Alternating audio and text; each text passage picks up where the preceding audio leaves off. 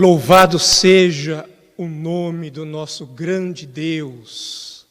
Bom dia, queridos irmãos, queridas irmãs.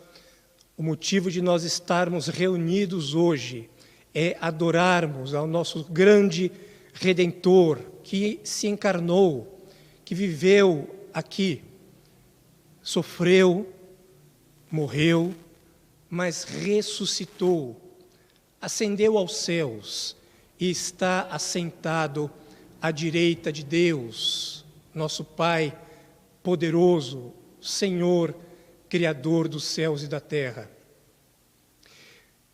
Nós cantamos o hino de número 177, você que é membro da Igreja Presbiteriana do bairro do Limão e já recebeu a liturgia do culto dessa manhã, o hino 177. E o hino 177 retrata uma promessa maravilhosa para nós. E você também leu o Salmo de número 18, os 3 primeiros versículos que nós vamos ler mais uma vez e que nos diz assim: Eu te amo, ó Senhor, força minha. O Senhor é minha rocha, a minha cidadela, o meu libertador, o meu Deus, o meu rochedo em que me refugio, o meu escudo, a força da minha salvação, o meu baluarte. Invoco o Senhor, digno de ser louvado, e serei salvo dos meus inimigos. Queridos irmãos e irmãs, nós temos hoje o privilégio de, nesta manhã, ou você deve estar estranhando por que o reverendo está na parte de baixo do púlpito, porque nós estamos respeitando o distanciamento social. E nesta manhã, para ministrar a palavra de Deus ao nosso coração, está conosco e por mais uma distância de mais de 2 metros, o seminarista Augusto Almeida. E nós vamos ouvir a palavra de Deus através de sua instrumentalidade. Mas você vai preparar o teu coração agora. Você vai ouvir uma canção e lembre-se que a reverência ao Deus que nós temos é a mesma reverência que nós, quando estamos ouvindo a palavra dele no púlpito, é a mesma reverência que você deve ter no púlpito na igreja, é a mesma reverência que você deve ter aí na tua casa. Então você vai ouvir agora uma canção, prepare o teu coração e peça para que o Espírito Santo fale ao teu coração nesta manhã. Você ouvirá a canção e logo em seguida nós ouviremos a pregação da palavra de Deus com o nosso irmão Augusto.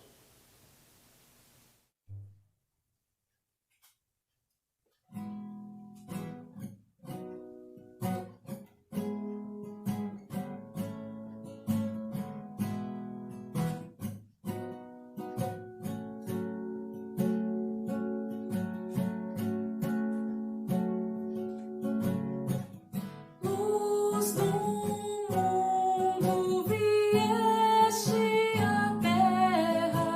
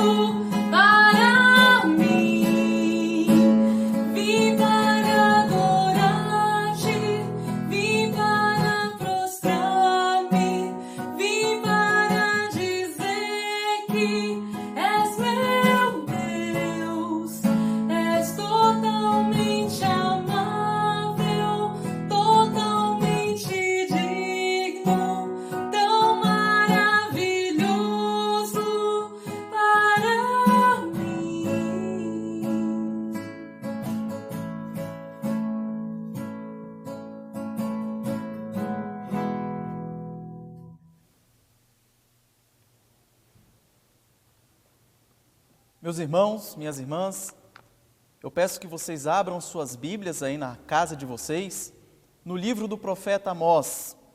Fica lá no finalzinho do Antigo Testamento, só a título de referência, um pouco depois do livro de Daniel. Daniel, Oséias, Joel, Amós. Eu peço que vocês abram suas Bíblias no livro do profeta Amós, logo no capítulo 1. Nós, conforme formos fazendo aqui a exposição, eu peço que vocês vão acompanhando a leitura. Hoje nós exporemos aqui do capítulo 1 até o capítulo 5, e eu vou falando os versículos, e por gentileza vocês vão acompanhando aí nos seus lares. Amós, capítulo 1, versículo 1. Assim nos diz a palavra de Deus. Palavras que em visão vieram a Amós, que era entre os pastores de Tecoa, a respeito de Israel, nos dias de Uzias, rei de Judá, e nos dias de Jeroboão, filho de Joás, rei de Israel, 2 anos antes do terremoto. Aqui nós temos o chamado por Deus do profeta Amós. O profeta Amós, ele residia em Tecoa, que é uma cidade que fica no reino do sul, no reino de Judá, ficava próximo à cidade de Belém, próximo também a Jerusalém. Nessa época, o reino estava dividido. Então nós tínhamos o reino do norte, que era Israel, cuja capital era Samaria, e nós tínhamos o reino do sul, que era o reino de Judá, cuja capital era Jerusalém. E Deus chama Amós para que ele profetizasse com relação ao reino do norte. E a partir de então, ele vai até o reino do norte para fazer as suas profecias. É interessante nós, para contextualizarmos, o profeta Amós, ele é da mesma época do profeta Isaías. As suas profecias foram feitas ali por volta do ano 770 antes de Cristo. Iniciando, primeiro ele foi chamado. Depois, observem na Bíblia de vocês o versículo 3, que diz assim a palavra de Deus. Assim diz o Senhor, por 3 transgressões de Damasco e por 4 não sustarei o castigo, porque trilharam a Gileade com trilhos de ferro. Então Amós foi chamado por Deus e ele tinha que ir para o reino do norte para fazer as profecias, para falar o que Deus tinha falado para ele. Acontece que ele chega no reino do norte e ele começa a fazer profecias com relação a 6 povos pagãos ali da região de Israel. E a primeira profecia é contra Damasco. Depois ele vai fazer as outras 5 profecias. Mas é interessante a gente observar que essas profecias que Amós estava fazendo primeiramente aos povos pagãos, ela tinha um padrão. Então, no versículo 3 mesmo, ele diz, assim diz o Senhor, por 3 transgressões de Damasco e por 4. O que significa isso? Significa que o povo de Damasco tinha cometido uma transgressão, Deus não fez nada, mas viu. Fez 2, Deus não interviu. Fez 3, Deus esperou. Fez a 4ª, aí não teve jeito, aí vem o juízo. Não que o povo tenha feito 3, literalmente, 3 transgressões. Provavelmente fez muito mais. Porém, aqui a gente já observa o primeiro ponto, que é a paciência de Deus.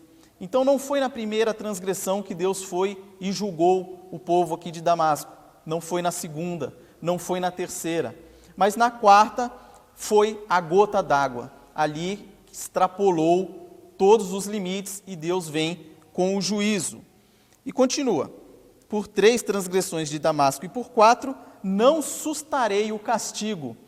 Aqui nós podemos observar também a soberania de Deus.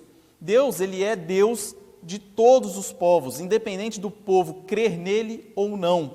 Então aqui ele já diz que ele vai punir, ele vai castigar Damasco. E ele continua, porque trilharam a Gileade com trilhos de ferro. Vocês vão observar que todas as profecias aqui contra essas cidades pagãs, eles têm esse mesmo padrão e a justificativa do castigo é o mesmo, que é crimes militares, crueldades, violência. Vão comigo aí no versículo 11 do capítulo 1, para ter uma noção desse padrão da profecia de Deus. Versículo 11, assim diz o Senhor: por 3 transgressões de Edom e por 4, não sustarei o castigo, porque perseguiu o seu irmão à espada e baniu toda a misericórdia, e a sua ira não cessou de despedaçar e reteve a sua indignação para sempre. Então aqui nós vemos o padrão da profecia, o motivo e a soberania de Deus punindo esses povos pagãos. E que povos foram esses? Damasco, Gaza, Tiro, Edom, Amon e Moabe. Então, aqui estavam as profecias contra os reinos pagãos, e nós entramos no versículo, ou melhor, lá no versículo 12, ele diz também como ele ia praticar esse castigo. Então, no versículo 12 diz: por isso, meterei fogo a Temã, fogo que consumirá os castelos de Bozra. Ou seja, ele puniria aquele povo por meio do fogo. O fogo naquela época ele já era visto como um sinal de desgosto ou de castigo dos deuses, inclusive pelos povos pagãos. E também é uma referência aos povos que invadiam determinado local, que geralmente depois da destruição ou durante, eles iam lá e queimavam tudo. Já no capítulo 2, nós vemos que a profecia que até então estava sendo dirigida aos povos pagãos, ela começa a ser dirigida ao reino do sul, ao reino de Judá. Acompanhe, por gentileza, os versículos 4 e 5 do capítulo 2. Assim diz o Senhor: por 3 transgressões de Judá e por 4, não sustarei o castigo. Então perceba, o padrão continua. A paciência de Deus está sendo demonstrada aqui. 3 transgressões, não puniu. Na 4ª, vem o castigo. E aqui tem um motivo: porque rejeitaram a lei do Senhor e não guardaram os seus estatutos. Antes, as suas próprias mentiras os enganaram e após elas andaram seus pais. Então aqui nós temos 4 motivos, e motivos relacionados à transgressão da lei de Deus, à idolatria. Aqui nesse finalzinho, as suas próprias mentiras os enganaram, e tem relação com a idolatria, a mentira da idolatria dos falsos deuses. E após elas andaram seus pais da mesma forma.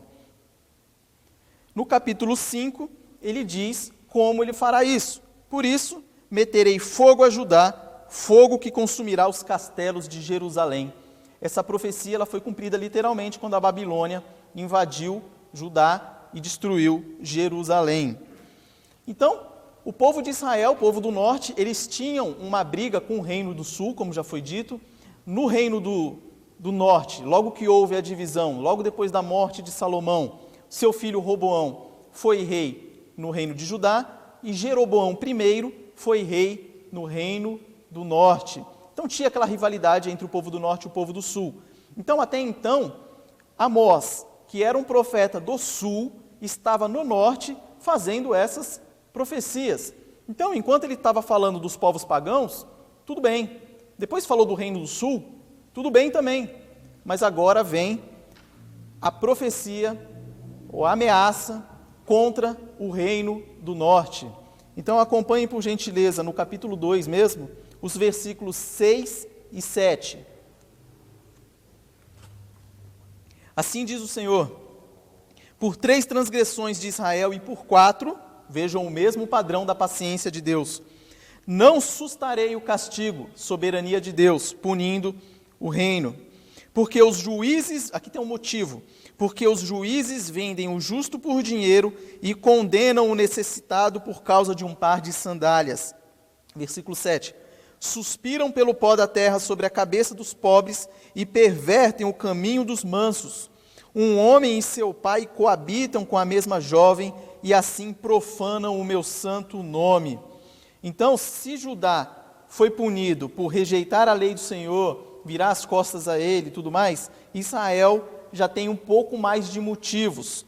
Aqui nós temos, aqui e na continuação do capítulo também, nós temos Israel sendo punido por corrupção, injustiça, tirania, imoralidade, idolatria, opressão aos pobres, luxúrias, etc. Então o padrão continua. Aí nós entramos no capítulo 3, e eu peço que vocês vejam aí o versículo 2, que diz: de todas as famílias da terra, somente a vós outros vos escolhi. Portanto, eu vos punirei por todas as vossas iniquidades. Aqui nós temos claro a soberania de Deus e a responsabilidade que é fazer parte do povo de Deus. O povo de Israel, nessa época, ele achava que ele era o povo escolhido, logo, ele teria certos benefícios com relação a outros povos. Então, eles achavam que eles poderiam fazer o que bem quisesse. Inclusive, nós temos hoje muitos crentes que pensam isso também. Que pensam, já que eu sou salvo, eu posso fazer o que eu bem entender. E não é assim. O povo de Deus, ele tem que dar o exemplo. Tanto é que no versículo 2 aí que a gente acabou de ler, Deus diz: de todas as famílias da terra, somente a vós outros vos escolhi.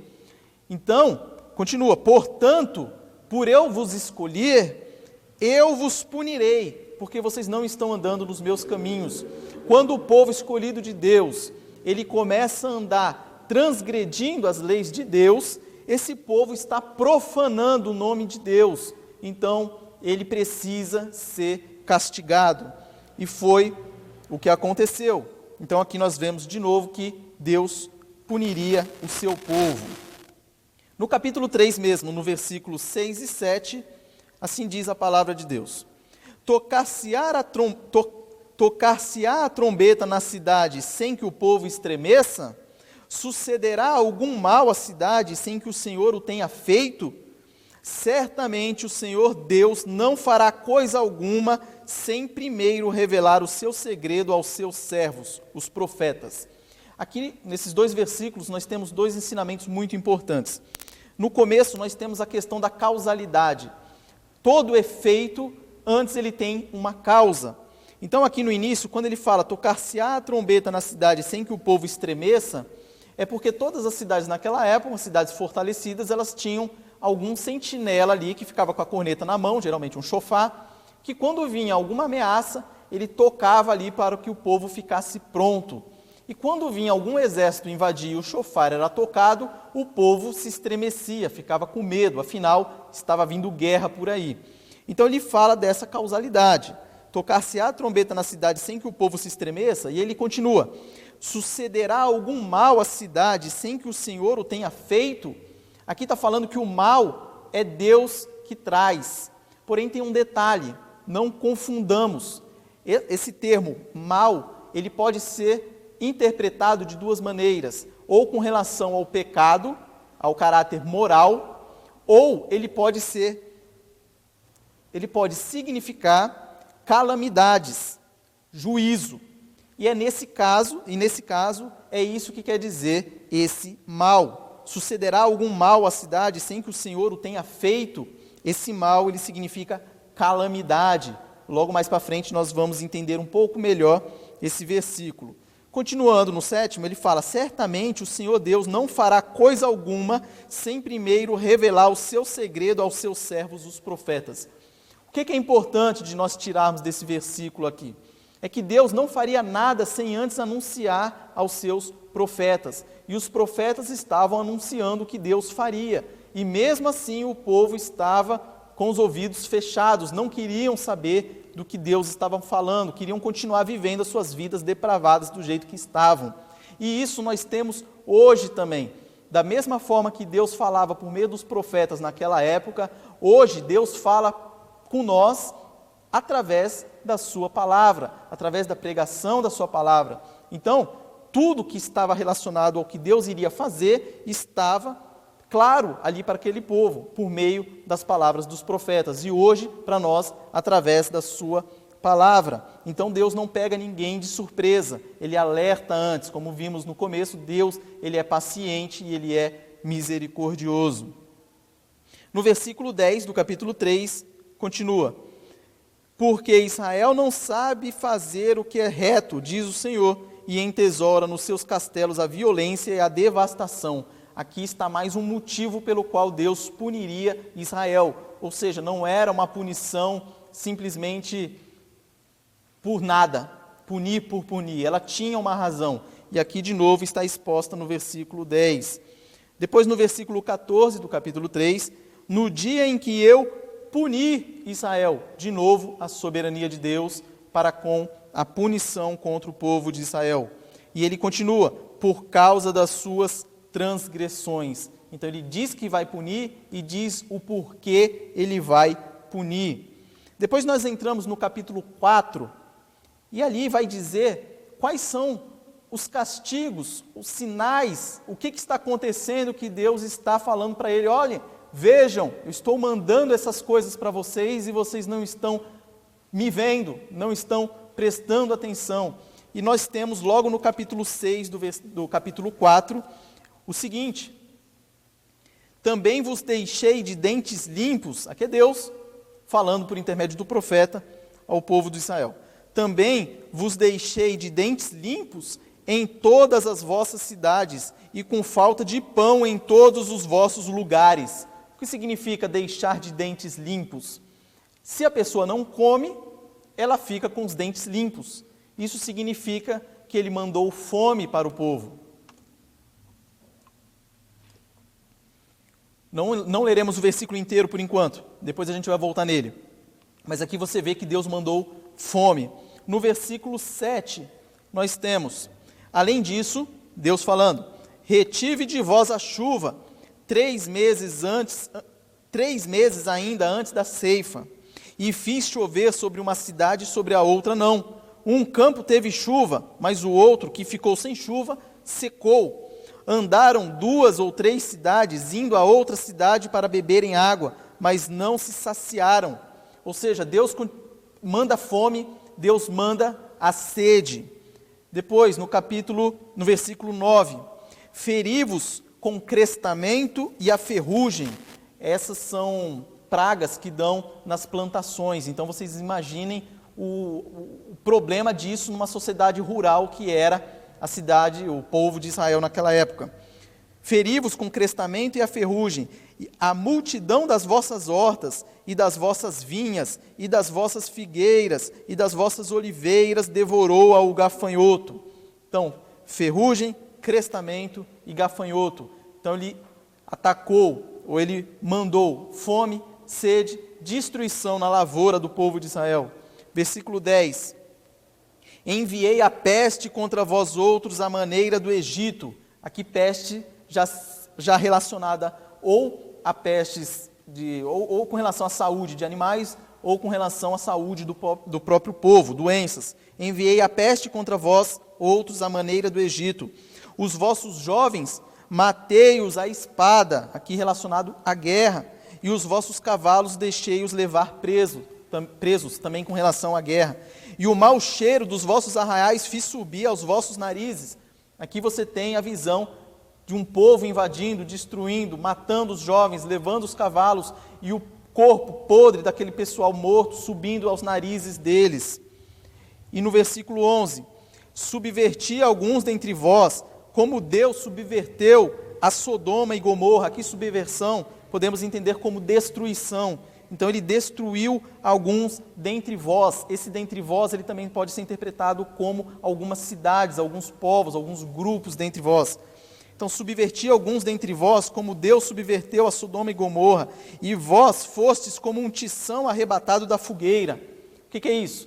Quem conseguiu se safar, quem conseguiu sobreviver, foi por um triz, foi como um tição tirado da fogueira, foi por pouco. Então tudo isso Deus mandou para o povo.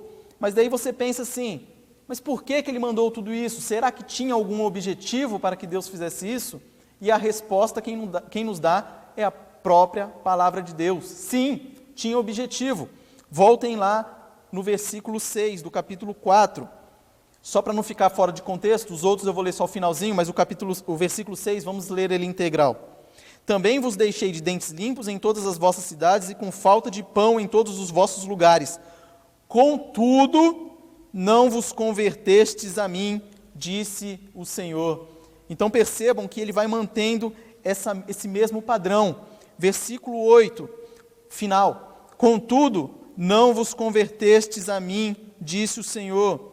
O 9 feriu a horta do povo, e no final ele diz, portanto, contudo, não vos convertestes a mim, disse o Senhor. Versículo 10, mandou peste, mandou praga, e está lá no final, contudo, não vos convertestes a mim, disse o Senhor. E por fim, o versículo 11, ele destruiu algumas cidades, e lá no final diz, contudo, não vos convertestes a mim, disse o Senhor. Então aqui nós vemos algumas ferramentas que Deus estava utilizando para que o povo se convertesse dos seus maus caminhos e voltassem a Deus.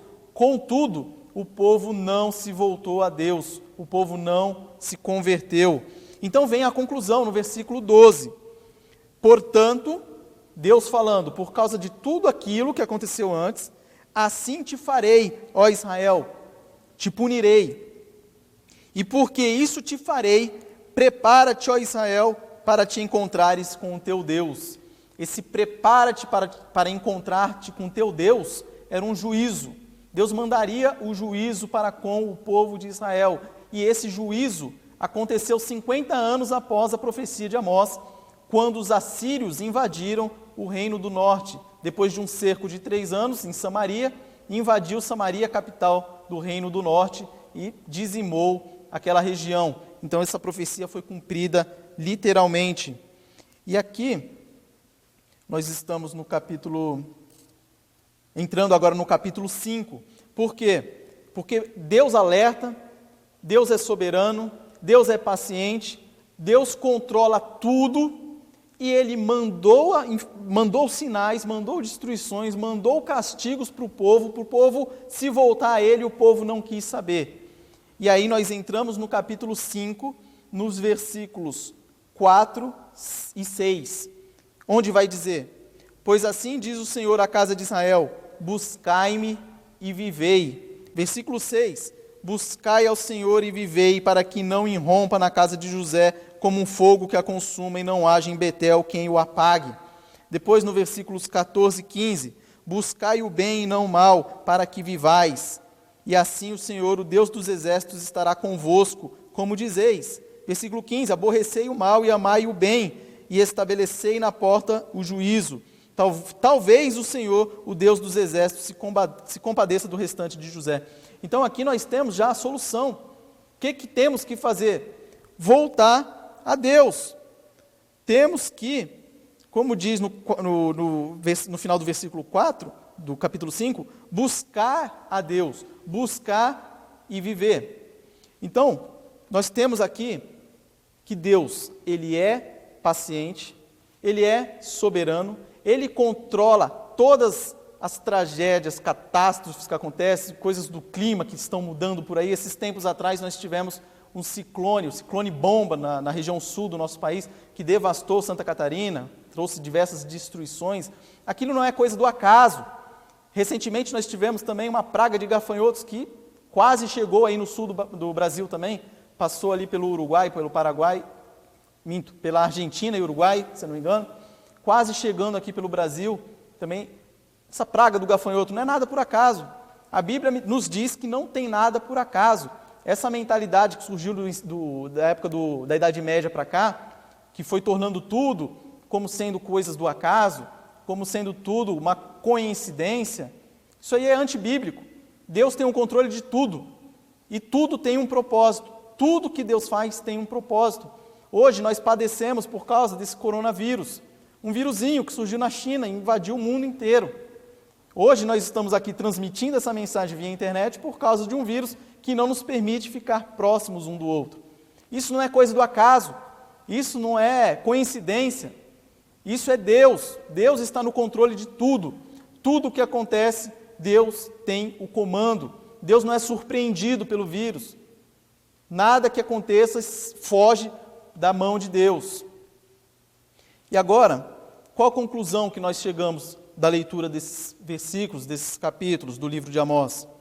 Primeiro, como já dissemos aqui diversas vezes, mas vale ressaltar, Deus é soberano sobre todos os povos. quer acreditem nele ou não, ele é soberano sobre nossa vida, sobre todas as esferas da nossa vida. Deus é soberano. Segundo, Deus é paciente. Deus espera, Deus é misericordioso.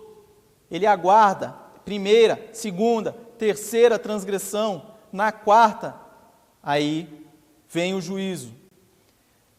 3, nós devemos, uma das conclusões que nós aprendemos observando o povo de Israel, nós devemos nos arrepender dos nossos maus caminhos.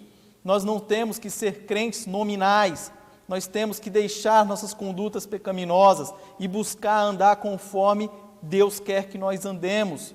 O povo de Israel se sentia privilegiado, porque era o povo escolhido de Deus. Muitos crentes hoje vivem como se fossem privilegiados por terem sido escolhidos, e eu vou viver do jeito que eu bem quiser. Está errado, e Deus não deixará sem punição. Quarta conclusão, a mesma crise moral, social, espiritual que tinha na época no reino de Israel, é o que temos hoje. É muito semelhante, inclusive é muito semelhante como o mundo sempre manteve o mesmo padrão, daquela época até hoje. Sempre nós tivemos poderosos oprimindo os pobres, nós tivemos corrupção, nós tivemos relativismo moral, indecência, imoralidade. Sempre tivemos esse padrão, e Deus está nos mandando anúncio. Olha, uma transgressão, 2, 3, eu estou olhando, eu estou observando. Uma hora vai chegar a quarta, e aí vem o juízo. Quinta conclusão, tudo o que acontece tem um propósito, nada é por acaso, nada é coincidência. Vamos tirar da nossa cabeça essa ideia secular, que todas as coisas que acontecem é coincidência, coisa do acaso. Não, Deus tem o controle de tudo, e tudo tem um propósito. Sexta conclusão, Deus não faz nada sem nos avisar antes, é o que está lá no versículo 7 do capítulo 3. Deus nos avisa, e aí é importante que nós, cristãos, preguemos o Evangelho, porque nós sabemos a verdade, nós temos a esperança da vida eterna. Nós temos que avisar as pessoas que não sabem disso tudo, das boas notícias do Evangelho, para que elas também se arrependam dos seus maus caminhos e se voltem a Deus. E por fim, a última conclusão, um dia nos encontraremos com Ele, um dia nós estaremos frente a frente com o nosso Deus. E aí? Será que estamos preparados para nos encontrarmos com o nosso Deus? Pense nisso. Vamos buscar ter uma vida correta, uma vida nos caminhos do Senhor. Eu tirei aqui 3 aplicações práticas para a nossa vida. Primeira, busquemos nos arrepender. Eu peço que vocês abram as suas Bíblias, lá no livro de Jeremias, no capítulo 18, versículos 7 e 8. Jeremias 7 e 8. Olha o que diz a palavra de Deus. No momento em que eu falar acerca de uma nação ou de um reino para o arrancar, derribar e destruir, se a tal nação se converter da maldade contra a qual eu falei, também eu me arrependerei do mal que pensava fazer-lhe. Veja que Deus, Ele é misericordioso, nos avisa e nos fala das bonanças que acontecerão se nós cumprirmos com a sua palavra. Por isso que nós devemos seguir o que Ele diz. E essas ameaças que Deus fez para o povo de Israel, abram suas Bíblias também em Deuteronômio, vocês vão ver, Deuteronômio 28, todas essas ameaças, elas já haviam sido feitas por Moisés há muito tempo e foram cumpridas. Acompanhe aí Deuteronômio 28, a partir do versículo 20 até o 26. Assim diz a palavra de Deus. O Senhor mandará sobre ti... Aqui, só explicar rapidamente.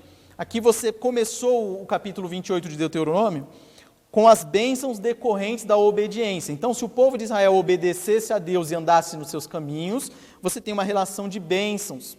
Depois, tem uma relação de castigos, caso o povo de Israel andasse contrário ao que Deus determinou. Então começa lá no versículo 20. O Senhor mandará sobre ti a maldição, a confusão e a ameaça em tudo quanto empreenderes, até que sejas destruído e repentinamente pereças, por causa da maldade das tuas obras com que me abandonaste. Então ele já fala aqui sobre o abandono de Deus. Depois no 21, o Senhor fará que a pestilência te pegue a ti, até que te consuma a terra a que passas para possuí-la. O Senhor te ferirá com a tísica, e a febre, e a inflamação, e com o calor ardente e a secura, e com o crestamento e a ferrugem. Vejam, os mesmos termos que Amós utilizou. Crestamento e ferrugem. E isto te perseguirá até que pereças. Os teus céus sobre a tua cabeça serão de bronze, ou seja, não vai chover. E a terra debaixo de ti será ferro, ou seja, será improdutiva. Por chuva da tua terra o Senhor te dará pó e cinza, dos céus descerá sobre ti até que sejas destruído. O Senhor te fará cair diante dos teus inimigos, invasão do povo assírio. Por um caminho sairás contra eles, e por 7 caminhos fugirá diante deles, ou seja, o caos total. E serás motivo de horror para todos os reinos da terra. O teu cadáver servirá de pasto a todas as aves dos céus e aos animais da terra, e ninguém haverá que os espante. Então vocês percebam que todas essas ameaças já tinham sido feitas antes, essas recomendações, esses alertas, e mesmo assim o povo preferiu dar as costas a Deus. Na época, Jeroboão I, ele fez 3 locais de adoração, concorrendo com Jerusalém. Inclusive, em um deles, em Betel, ele criou um boi lá, um gado de ouro, para que o povo adorasse aquilo lá. Então vocês imaginam, o povo que foi tirado por Deus do Egito, e o Jeroboão I, ele vai lá e monta lá um boi de ouro e coloca em Betel e fala: aqui vocês vão adorar, é esse Deus que tirou vocês da terra do Egito, falando para o bezerro de ouro. Para você ver o nível de idolatria que tinha nessa época no reino de Israel, embora eles tivessem sido alertados pela lei de Moisés há alguns anos antes. Então, aplicação: busquemos nos arrepender dos nossos pecados. Segunda aplicação prática: busquemos pregar o Evangelho a todas as criaturas. Não vamos deixar que as pessoas morram sem conhecer a graça do Evangelho.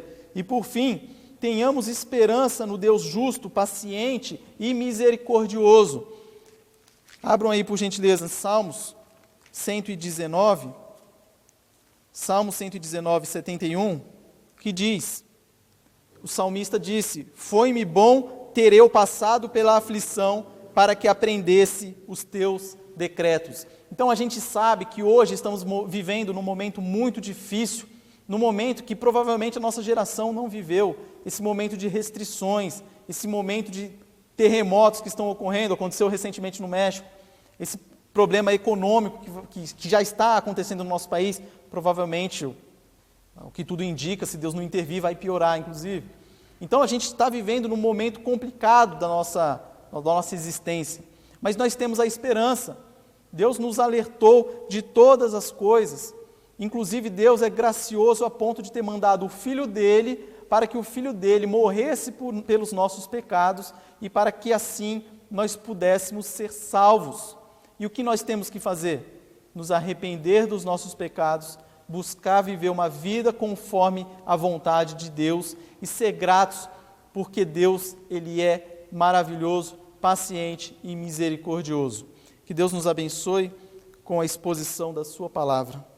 Agora, teremos um louvor trazido pelo nosso irmão Eric, e depois oraremos e passaremos a palavra para o pastor.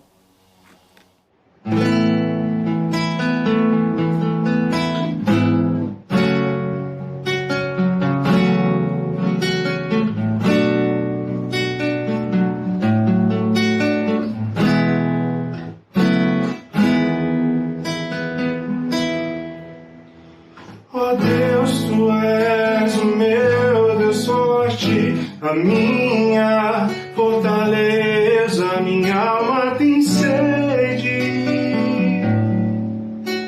de ti, Senhor, com júbilo nos lábios, te louvo, ó meu Rei, debaixo de tuas asas encontro abrigo. Ó Deus, tu és o meu Deus forte, a minha fortaleza, minha alma tem sede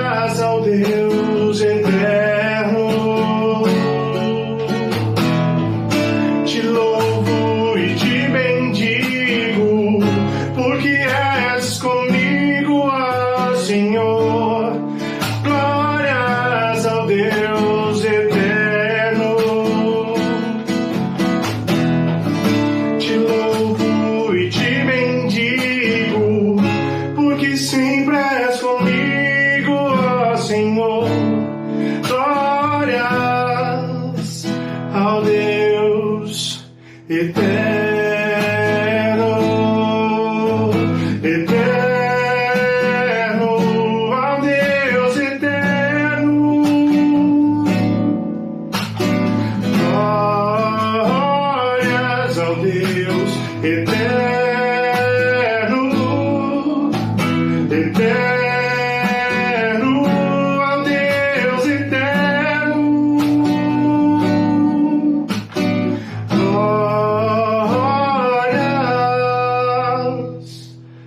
Deus eterno.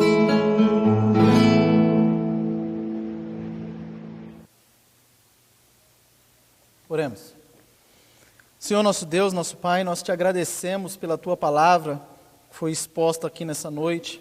Senhor meu Deus, que o Senhor aceite a nossa adoração, nosso culto que só a Ti é devido. E nós te agradecemos, Senhor, pela Tua bondade, pela Tua misericórdia, pela Tua soberania, pela Tua paciência para conosco, pecadores, miseráveis, que precisamos da Tua misericórdia, Senhor. Senhor Deus, nós te agradecemos pela vinda do Teu Filho amado Jesus, que morreu por nós, nos tirando a escravidão do pecado, fazendo com que o Teu Espírito Santo viva em nós e que Ele nos auxilie na nossa caminhada cristã, na nossa caminhada que Te agrade. Senhor Deus, que o Senhor nos fortaleça nesse período de dificuldade que nós estamos vivendo, nesse período que tantas pessoas estão sofrendo, mas que nós não percamos a esperança, meu Deus, que um dia nós nos encontraremos com o Senhor, e o dia que nós encontrarmos com o Senhor será um dia de glória, um dia de maravilhas, e nós poderemos viver eternamente com o Senhor, gozando das maravilhas, das Tuas bênçãos, da Tua graça. Senhor meu Deus, que o Senhor derrame a Tua graça sobre as nossas vidas, sobre os Teus filhos, sobre todas as pessoas que professam o Seu nome espalhada pelos todos os cantos da terra. Abençoe todo o Teu povo, toda a Tua igreja. Que o Senhor abençoe o nosso país, abençoe a nossa vida. Dê-nos uma semana abençoada. Perdoe as nossas falhas, os nossos pecados. Guie-nos, conduza-nos. Que o Senhor nos dê sustentação e força, e Tua graça abunde em nós. Meu Deus, é isso que eu Te peço e agradeço, em nome de Jesus. Amém.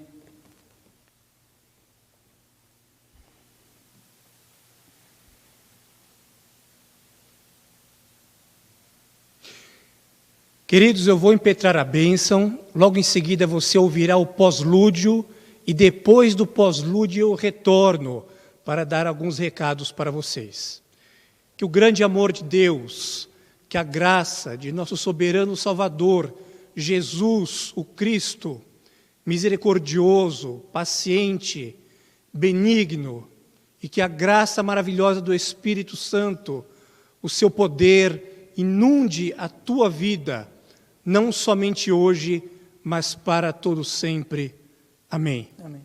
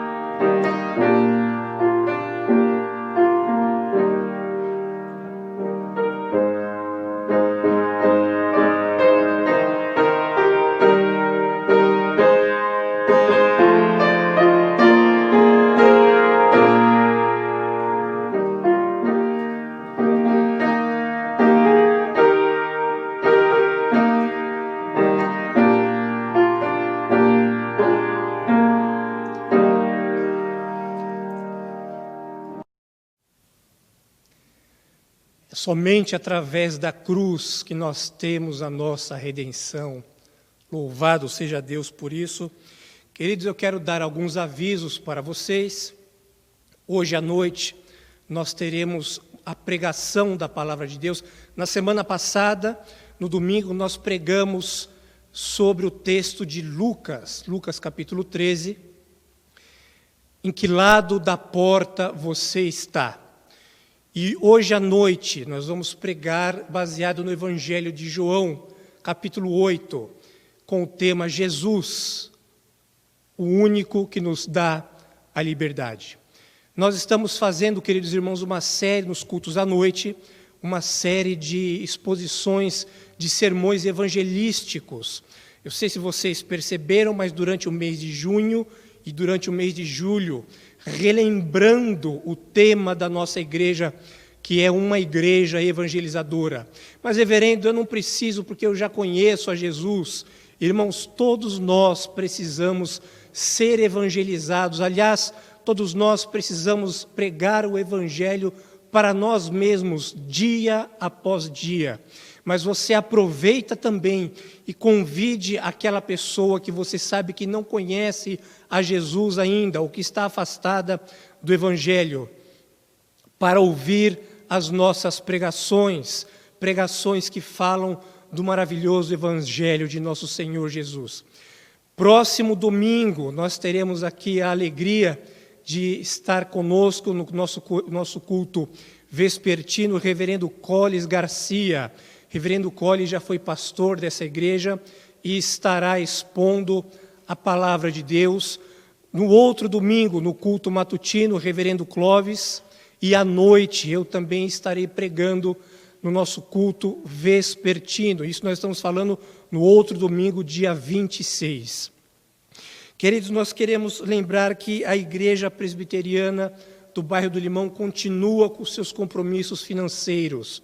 Nós assumimos agora mais uma dívida, que é a dívida acerca dos nossos instrumentos, que se refere a toda a acústica da igreja, toda a parte de som nós estamos trocando, e nós contamos não apenas com o auxílio dos irmãos, mas também contamos com a fidelidade dos irmãos para que nós possamos honrar os nossos compromissos já assumidos. Que Deus dê para você um domingo debaixo da sua graça, do seu amor e da sua infinita misericórdia. Logo em seguida, mas daqui a poucas horas, no culto da noite, nós retornaremos. Jesus, o único que nos traz a libertação. Que Deus te abençoe, em nome de Jesus. Amém.